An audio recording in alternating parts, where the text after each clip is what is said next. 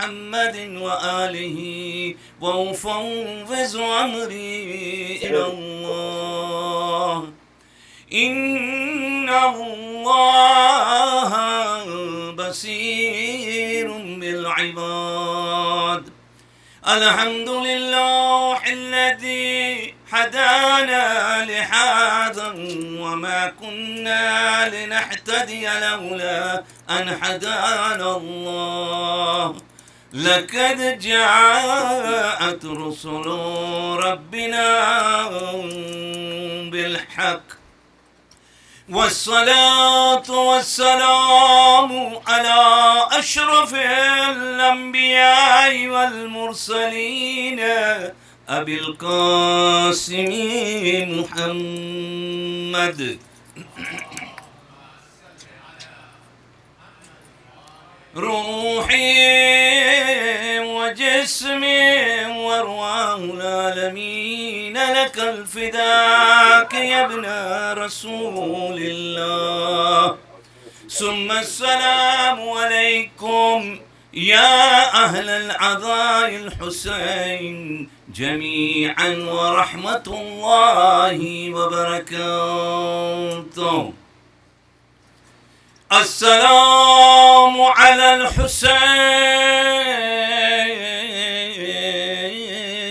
الحسين وعلى علي بن الحسين وعلى أولاد الحسين وعلى أصحاب الحسين بسم الله الرحمن الرحيم قل لا أسألكم عليه أجرا إلا المودة في القربى صدق الله العلي العظيم صلوات.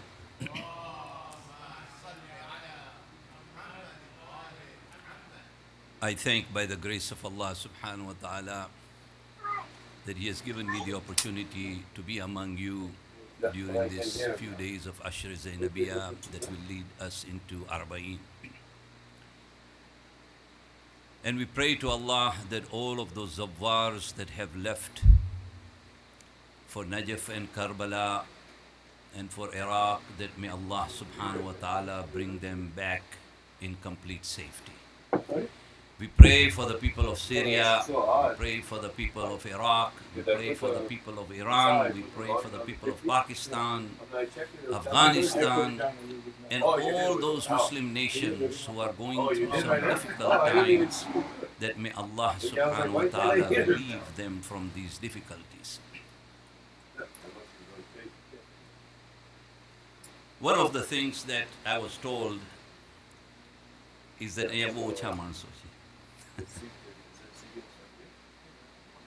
but you know, it is not about how many people we have here. It is all about being here and to commemorate the Arba'in of Abu Abdullah al-Hussein and all those who died in Karbala. That is more important. Sometimes you have crowd, but they are not into it. Only a few people will come out of it after the majalis, and then you wonder if you had conveyed the message or not anyways. So we pray to Allah subhanahu wa ta'ala that may Allah give you all a long and a very healthy life. Many of you have been in this part for so long and have maintained the faith as well as the community, that may Allah give you longer life and a healthier life so that we can continue the mission for which we are all here tonight. In the Holy Quran, one of the things that Allah subhanahu wa ta'ala tells the Holy Prophet, He says, Bismillah ar-Rahman ar-Rahim, قُلْ لَا أَسْأَلُكُمْ إِلَيْهِ أَجْرًا إِلَّا الْمُوَدَّةَ فِي الْقُرْبَى. That tell them, I do not need any reward from you. What I want is that you love my qurba, my family. That is important. Hey, let's go with me. That is So that's all. an important message. Well, And I don't know. It's closer to one of the things that we find in Surah Furqan, which is the 25th chapter of the Holy Quran, known as the Criterion. And if you look at the 30th ayah of this particular chapter, it's a very interesting ayah. What's up?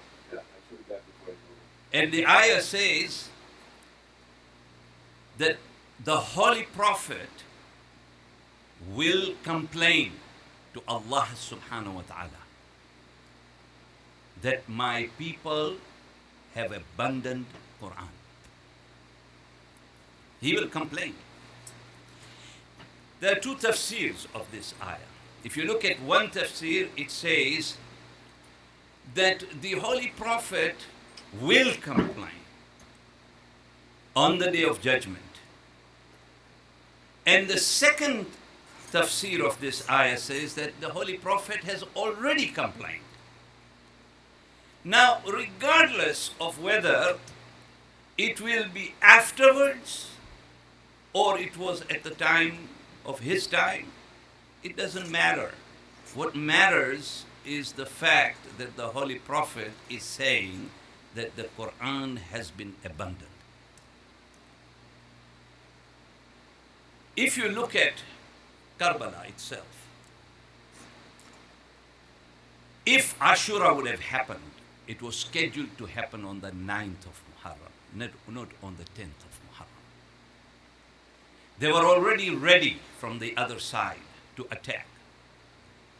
And Imam Hussein alayhi salam goes to Hazrat Abul Fazl al-Abbas and says, "Oh Abbas, I want you to go and tell these people that we need one night, one more night." For Imam to say, "I need one more night," when he knew that the next day I will be in heaven. Anyways, even on that 9th of Muharram, I'll be in heaven. Why should he ask for one more night before the 10th came? The reason was very simple. He says to Abul Fadl al-Abbas that I want you to go and ask them that they give us one more night so that we can do our prayers and we can recite Holy Quran. One night only. Imam's message was very, very strong to us, my brothers. When he said, "Hal min nasirin yansuruna," who did he ask? Who was he asking there? The people that he was asking couldn't have been at the time when Janabi Ali Asghar was in his hand, and when every member of his family was killed, all the male members mostly were killed. Why would he ask help from the people who had already killed his family members? That call was not for them. That call was for me and you. How can we do what we can do to take our time to contribute towards what he was asking us to do? And the single biggest important thing he gave us was Quran. And we have to think about it.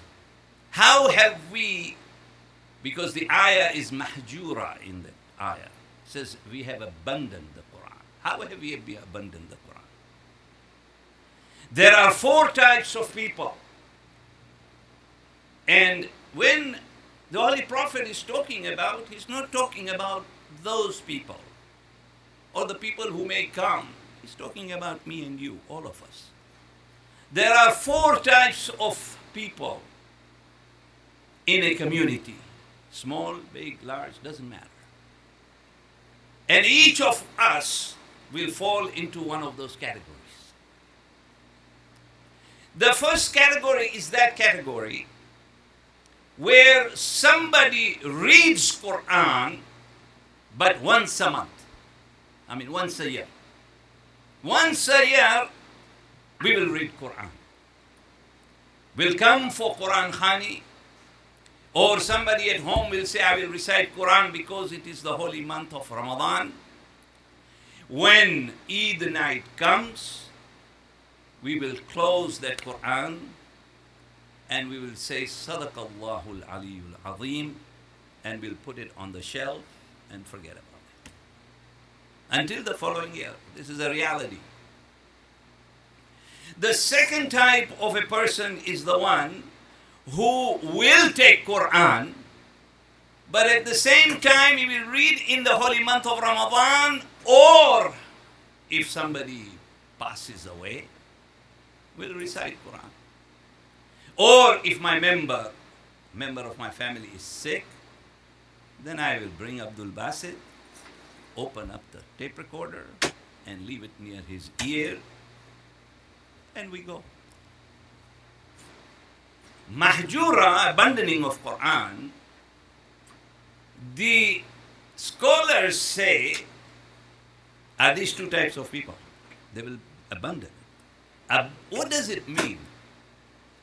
Because he says the third type of people are those people who, when they buy a house or they will buy a business and they want to bring mercy and good deeds into that house, they will place the Quran in that home or in that business.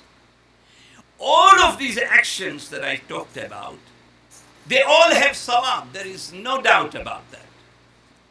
And we will get the rewards for it. And our marhumeens will get the rewards for it. Although Yasin is made for those who are alive, not for those who are dead. If you look at Surah Yasin, it's not talking about the dead people. It is talking about a very, very important event in Islam. And it is for those who are living. But it is the blessing that Allah has given us that He said, when somebody dies, recite Yasin and I will reward the person who has died also. But more, it is also for the people who are living. And the fourth type of people are those who will claim Quran, become Hafiz-e-Quran, but they will live a life that is opposite of that Quran. In Karbala, those who are standing in front of Aba Abdullah al-Husayn, there were 4,000 people who were Hafiz-e-Quran. Hafiz-e-Quran, they were. But look at what happened, what transpired.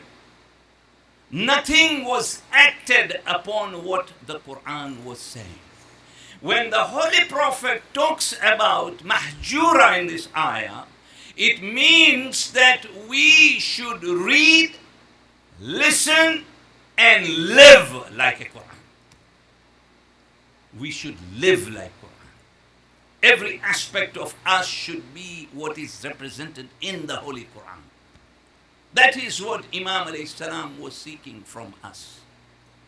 But to even listen and to hear, there is a lot of reward. In fact, there was a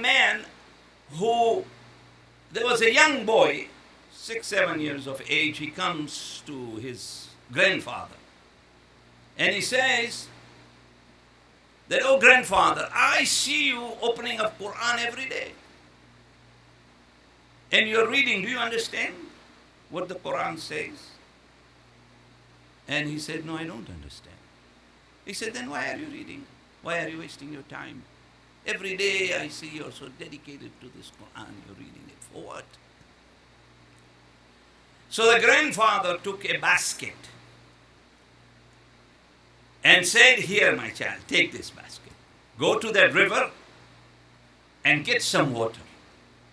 He looks at the basket and he says to his grandfather, there are holes in this basket. His grandfather says, just do what I'm asking you to do. Go and bring the water. So he runs over to the river. He picks up the water. But of course, it takes 2-3 steps and there is no water left in there. He comes home and tells his grandfather, here is the basket. And the grandfather said, that's fine. Why don't you still go back and get me some water? This time he gets the water, but this time he decides to run with it. But he doesn't make it. By the time he reaches his grandfather, there is no water. He did 3 or 4 times. Then he comes to his grandfather and he says, still it doesn't make any sense. This basket has no water in it. The grandfather said, the thing you are missing out is that look at that basket, how clean it has become. He says, Quran is like that. You read Quran and you read at least 1 page a day, it will keep you clean, or you read and listen, or you just listen. There is nothing that we have in our hand that is directly from Allah subhanahu wa ta'ala, except for that Holy Quran. I was in Toronto some years ago, and it was a senior citizens sort of conference. And we were sitting there, and one of the older member of our community stood up and he said, do you know what has happened to us old people? I said, what? He said, we are like the Quran. They'll put us on the shelf. When there is a wedding, they'll take us out. And they'll say, come here, Baba, give some blessing to my daughters, to my son. Then they'll forget me and they'll put us back right into the shelf. Quran is that. That is why when it came to Mawlai Kainat, Hazrat Ali ibn Abi Talib alayhi salam, he said, read the Quran yourself before somebody reads it on your soul. Read the Quran first. How many of us really, we come from Africa and Pakistan and India and all these places, and what do we find? We find that when we go for Surah Fatiha in the Qabristan, then we are looking for somebody in that Qabristan who can come and recite Quran on the grave of my deceased member. So I will ask somebody, please come here, read this Quran, or read the Quran and I'll pay you for that. That is all okay. It is all okay in its place. And we get reward and the marhum gets reward. But the best reward that me and you can give to our deceased is when that action is done by us ourselves on the one who has died. That is why, that is when Allah subhanahu wa ta'ala instructs those angels and says, thank him, thank him. Look at the fact that his own son is standing up there reciting Quran. Quran has to be our companion. That is what Mawlai Kainat said. That you have to have Quran as your companion, because there is no better companion in your qabr than Quran itself. You make that friendship with that Quran and you will be amazed at to what that Quran will do for you.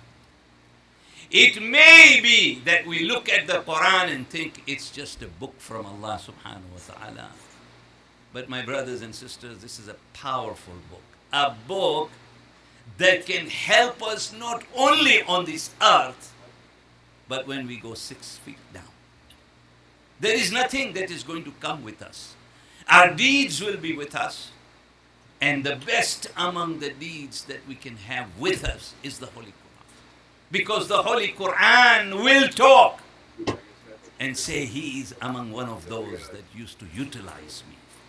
And utilize me in such a way that not only did he read and listened, but he also acted according to what I say, according to what Allah subhanahu wa ta'ala is saying.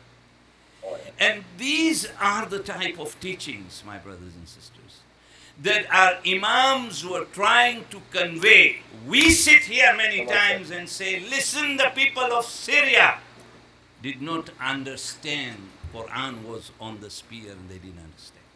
The problem is, really, do we understand that? Do we understand that very fact? What was Imam trying to convey? He was reciting many of the surahs. And if I tell you, one of the events that he's reciting is of Hazrat Saleh, the Prophet. When he used to take the groups, when he left Medina and went to Karbala, there were some groups. In each group he used to sit and he used to recite and he used to tell them what was in Quran. If I get time, I'll talk about that. But the important thing is that we understand that Quran goes with Ahlul Bayt and Ahlul Bayt goes with Quran. If you leave any one of these two and abandon it, then we have lost our way. We have lost the very purpose of being on the face of this earth. That's why it's so important that if I read, my child will read. But if I don't read, my child will not read. That is a fact that we have to face. If I am here on the majalises, my child will be here. Maybe not every day, but because I make that effort to bring them, they will make an effort to come here. Just as our parents did in our part of the world. It didn't matter to them. Me and you are all here because of what they taught us. And they brought us to the mosques. And they told us what was important. And therefore it is very important that Ahlul Bayt and Quran has to be together. This world, if you look at the Ummah today, what is happening to the Ummah today? Either they are close to Quran and they don't have Ahlul Bayt, or they have Ahlul Bayt and they don't have the Quran. Until we bring these two together in our lives and spend that time, and Allah subhanahu wa ta'ala is not saying, Imam Ja'far al-Sadiq alayhi salam said, that listen, read only one page of the Holy Quran. Only one page. And what excuse we have? 25, 30 years ago, we used to have excuse कि कुरान हाथ में नहीं पढ़ा तो कुरान सामे नहीं पढ़ा तो. Now we are roaming around with Quran. We are with Quran at all times. There is no excuse. There is no excuse for me not to open up and spend only 5 to 7 minutes to read the Quran and try and understand as much as you can. Because that act in itself is an act for which Allah will always bless us for. That is why Imam Ali alayhi salam says that you see a human's heart is like that iron. When it gets rusted, you have to remove the rust out of it. The rust of the heart to be removed is Quran. You can remove that rust from your heart when you have that Quran. Therefore, it is very, very important. And we understand that Ahlul Bayt and Quran, when you look at one particular life, and that is of Imam Rida alayhi salam. According to our calendar, if you look at it, there are 3 nights of the Shahadat of Imam Rida. One is the one that we commemorate, usually on the 29th of Safar. But then there is 23rd of Zilqad and there is 17th of Safar. That is why many of the Pakistani communities, you will find that they commemorate yesterday or tonight, the Shahadat of our 8th Imam. And an 8th Imam's life was a tremendous life. He lived for 55 years, 35 years he spent in Medina. And while he was in Medina, his father was spending the time in the prisons in Basra and Baghdad. And the last 20 years of his life, which is when he was sort of declared Imam after the 7th Imam left, were the most difficult time that Imam Rida alayhi salam has gone through. He was part of 39 children. Some books say 37 children. Some say 19 sons and 18 daughters of the 7th Imam. But when it came to Imam Rida alayhi salam, he was from one mother from North Africa. And he had just him and Janab Masumaykum, these two children. Therefore, if you look at the life of Imam, one of his greatest teachings was the information that he was giving to the people of Medina in those 35 years about Quran and how to live in Medina like what Quran tells us. One of the lectures he gives is a lecture on cleanliness. And he says to the people of Medina in one of the lectures that one of the most important teachings of our faith, of what the Holy Prophet taught us, was you have to be clean. Clean how? He explains it. Clean how? It is not about me just taking a shower and being clean. That is not what Imam was meaning. That is one of it, but what is more important is that you live on this earth as a clean person. Not only that, but make sure your surrounding that you have is also clean.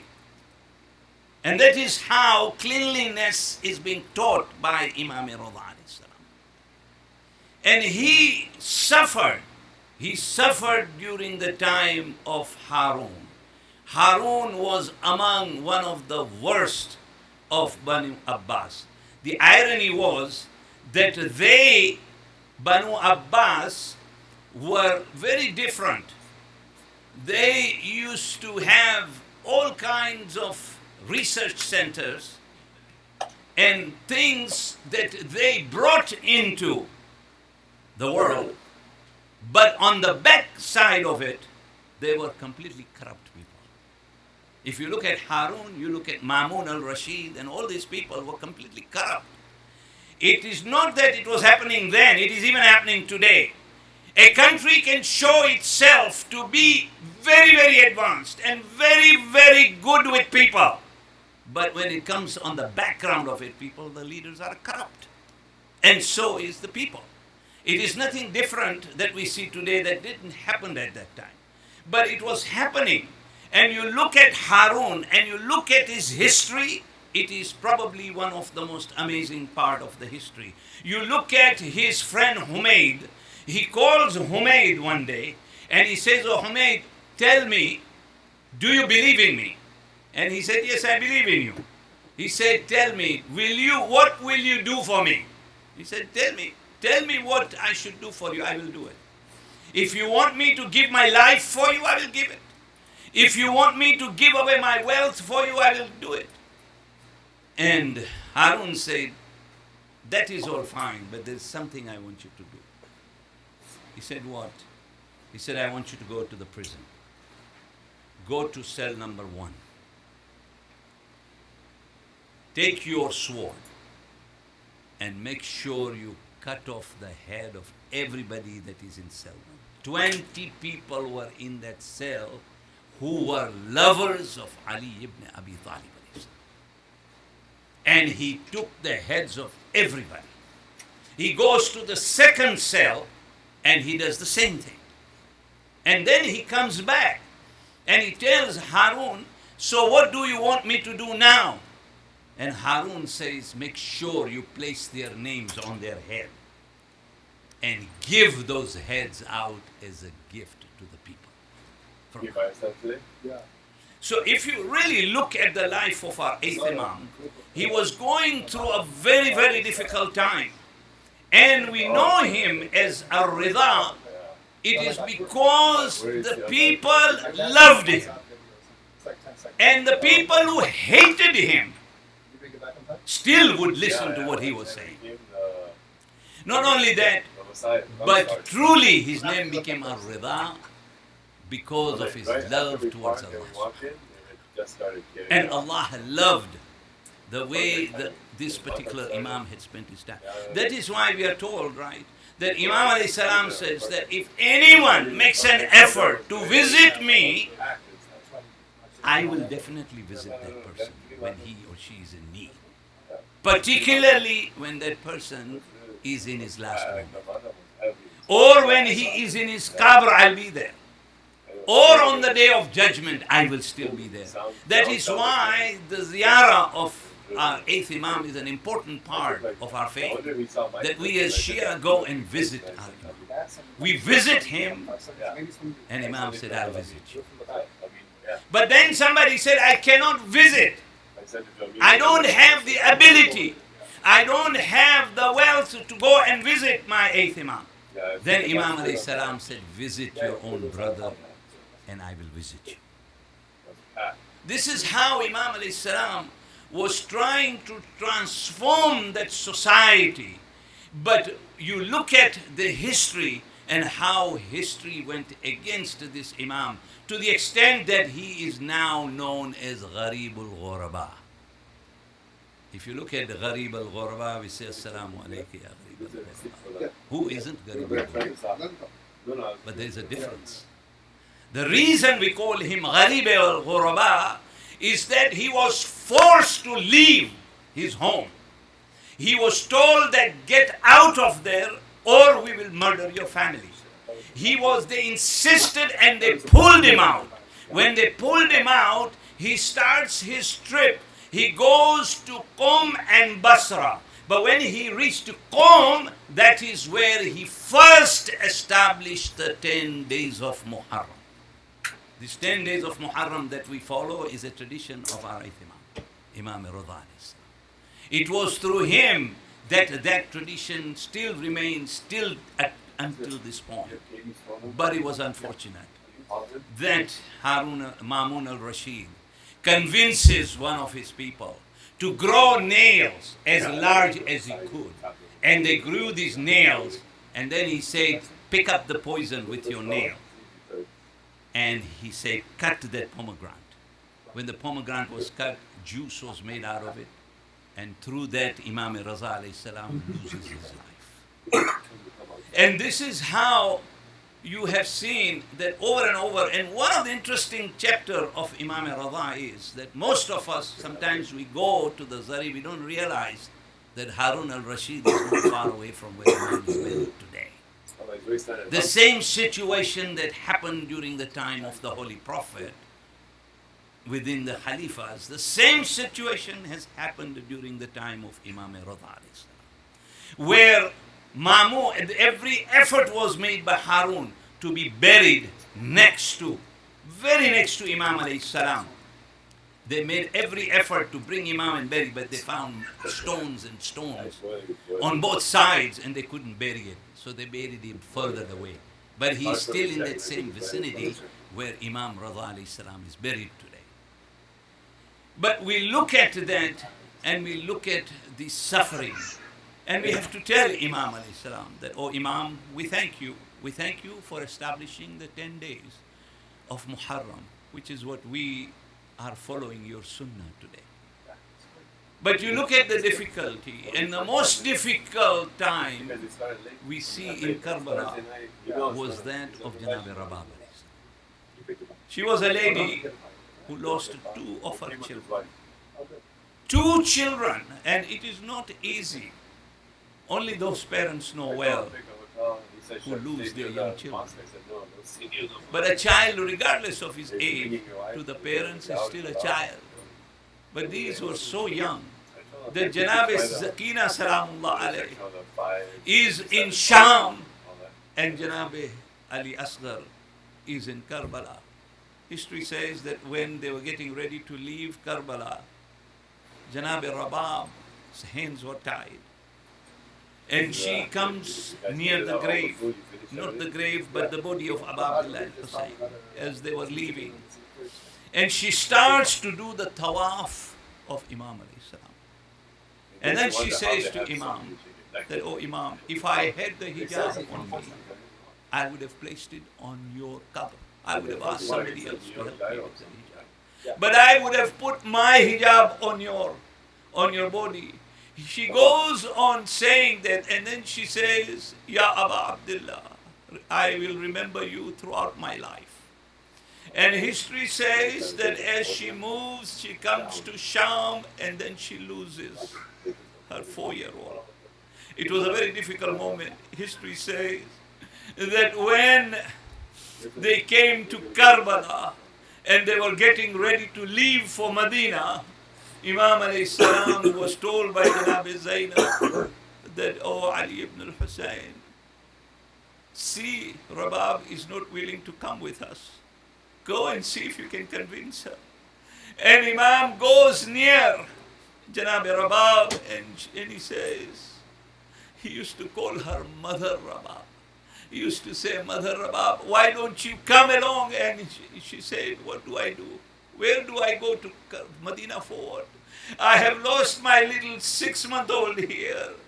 And I'm leaving him here in this barren desert with his father. Sakina is all by herself in Sham. What will I do in Medina? Historians say that Janab Rabab, as she arrives in Medina, she had made a vow that I will never ever sit under a shadow.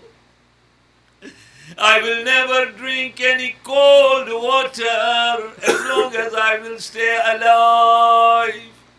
History says that after the event of Karbala, after she returned back to Medina, there were 4 months that Janab Rabab lived on this earth. When the time came, Imam alayhi salam was told by Janab Zainab, go and convince Rabab and bring her inside. Today there is a heavy rainfall outside. And she is sitting in an open place. Imam goes and tells Janab Rabab to come inside. History said that she comes and she lays down before anybody knew. Rabab had left this world. When Imam looks at Janab Rabab, he finds that both of her hands were folded. He looks on one side of the hand, he found the earrings of Janab Sakina. On the other side, he found the little clothings of Ali Asghar. And this is how Rabab leaves this world. We ask Allah, Ya Allah, on this night, help us and help our children to be on the right path. ألا لعنة الله على القوم الظالمين وسيعلم الذين ظلموا أي منقلب ينقلبون إنا لله وإنا إليه راجعون. بسم الله الرحمن الرحيم. اللهم بحق محمد وأنت المحمود، بحق علي وأنت الأعلى، بحق فاطمة وأنت فاطر السماوات والأرض، بحق الحسن وأنت المحسن، بحق الحسين وأنت كديم الإحسان.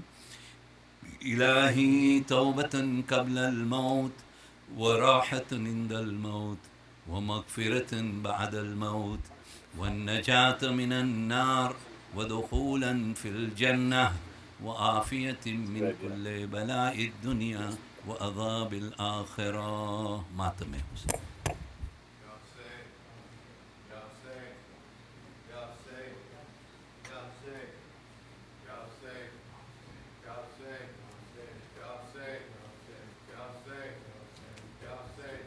कत्ल शबीर हुए छिन गई ज़ैनब की रिदा लुट गए आले अबा लुट गए आले अबा आज 18 बनी फातिमा का खून बहा लुट गए आले अबा लुट गए आले अबा कत्ल शबीर हुए छिन गई ज़ैनब की रिदा लुट गए आले अबा लुट गए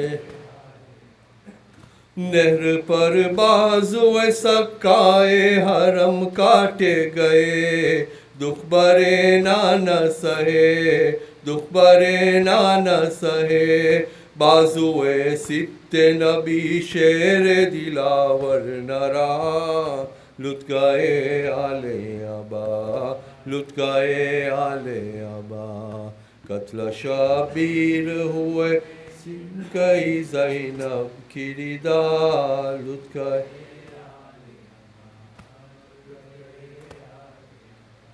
सर खुले ऊंटों पे सईदानिया सब साथ गई राहिए शाम हुई राहिए शाम हुई कोई पुरसानो मददगार न उनका हेरा लुट गए आले अबा लुट गए अबा कत्ल शबीर हुए छिन गई ज़ैनब की रिदा गए आले अबा लुट गए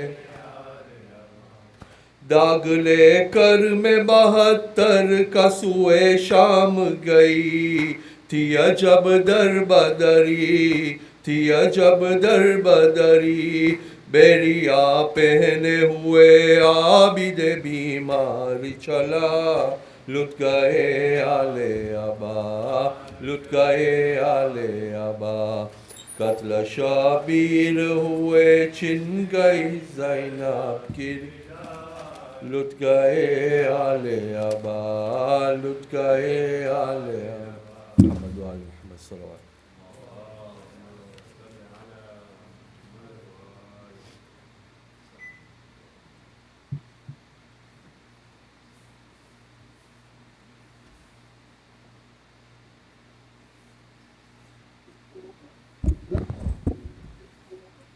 زيادة وارثة. السلام عليك يا وارث آدم صفوة الله. السلام عليك يا وارث نوح نبي الله. السلام عليك يا وارث إبراهيم خليل الله. السلام عليك يا وارث موسى كليم الله. السلام عليك يا وارث عيسى روح الله. السلام عليك يا وارث محمد حبيب الله. السلام عليك يا وارث أمير المؤمنين ولي الله. السلام عليك يا ابن محمد المصطفى. السلام عليك يا ابن علي المرتضى. السلام عليك يا ابن فاطمة الزهراء. السلام عليك يا ابن خديجة الكبرى. السلام عليك يا ثار الله وابن ثار والوتر الموتور. أشهد أنك قد أقمت الصلاة وآتيت الزكاة وأمرت بالمعروف ونهيت عن المنكر وأطعت الله ورسوله حتى أتاك اليقين. فلعن الله أمة قتلتك ولعن الله أمة ظلمتك ولعن الله أمة سميت بذلك فرضيت به. يا مولاي يا أبا عبد الله أشهد أنك كنت نورا في الأسلاب الشامخة والأرحام المطهرة. لم تنجسك الجاهلية بأنجاسها ولم تلبسك من مدلهمات ثيابها وأشهد أنك من دآئم الدين وأركان المؤمنين، وأشهد أنك الإمام البر التقي الرضي الزكي الهادي المهدي، وأشهد أن الأئمة من ولدك كلمة التقوى وأعلام الهدى والعروة الوثقى والحجة على أهل الدنيا، وأشهد الله وملائكته وأنبياءه ورسله أني بكم مؤمن وبيا بكم موقن بشرائع ديني وخواتيم عملي، وقلبي لقلبكم سلم وأمري لأمركم متبع، صلوات الله عليكم وعلى أرواحكم وعلى أجسادكم وعلى أجسامكم وعلى شاهدكم وعلى غائبكم وعلى ظاهركم وعلى باطنكم. السلام عليك يا ابن رسول الله، السلام عليك يا ابن نبي الله، السلام عليك يا ابن أمير المؤمنين، السلام عليك يا ابن الحسين الشهيد، السلام عليك أيها الشهيد، السلام عليك أيها المظلوم وابن المظلوم. لعن الله أمة قتلتك، ولعن الله أمة ظلمتك، ولعن الله أمة سميت بذلك فرضيت به. السلام عليك يا أولياء الله وأحباءه، السلام عليكم يا أسفياء الله ووداءه، السلام عليكم يا أنصار دين الله، السلام عليكم يا أنصار رسول الله، السلام عليكم يا أنصار أمير المؤمنين، السلام عليكم يا أنصار فاطمة سيدتي نساء العالمين، السلام عليكم يا أنصار أبي محمد الحسن بن علي الولي الناصح، السلام عليكم يا أنصار أبي عبد الله، بأبي أنتم وأمي طبتم، وطابت الأرض التي فيها دفنتم، وفزتم فوزا عظيما، فيا ليتني كنت معكم فأفوز معكم.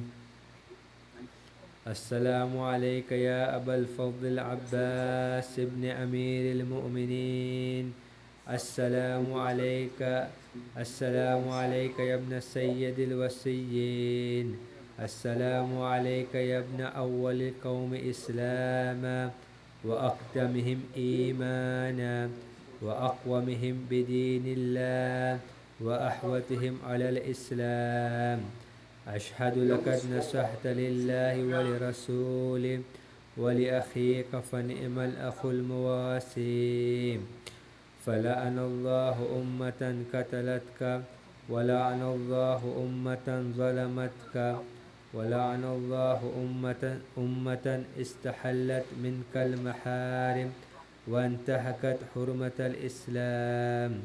فنعم الصابر المجاهد المهام الناصر والأخ الدافع عن أخيه المجيب إلى طاعة ربه الراغب فيما زهد فيه غيره من الثواب الجزيل والثناء الجميل. والحقك الله بدرجة آبائك في جنات النعيم. السلام عليكم ورحمة الله وبركاته. السلام عليك يا مولى وابن مولى، السلام عليك يا غريب الغرباء، السلطان أبا الحسن علي بن موسى الرضا، كن شفينا وشفي والدي. السلام عليكم ورحمة الله وبركاته. السلام عليك يا صاحب العصر والزمان، الأمان الأمان الأمان. السلام عليك يا خليفة الرحمن. السلام عليك يا شريك القرآن. السلام عليك يا كعبة الإيمان. السلام عليكم ورحمة الله وبركاته.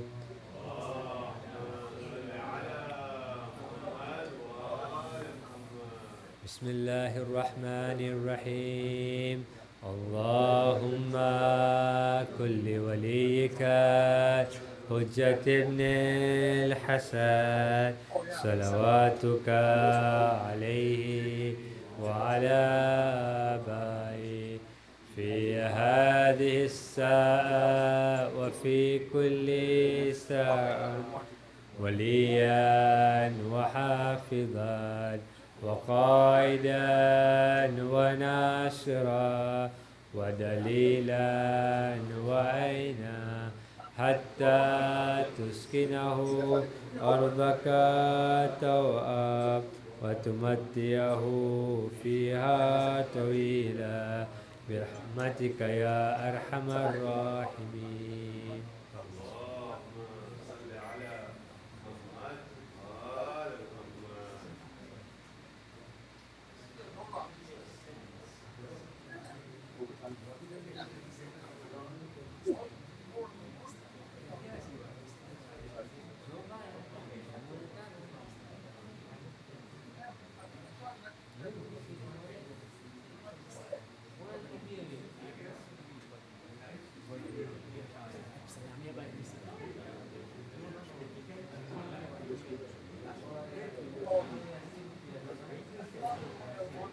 Yeah, the biggest one. Yeah, I'm on Lexus.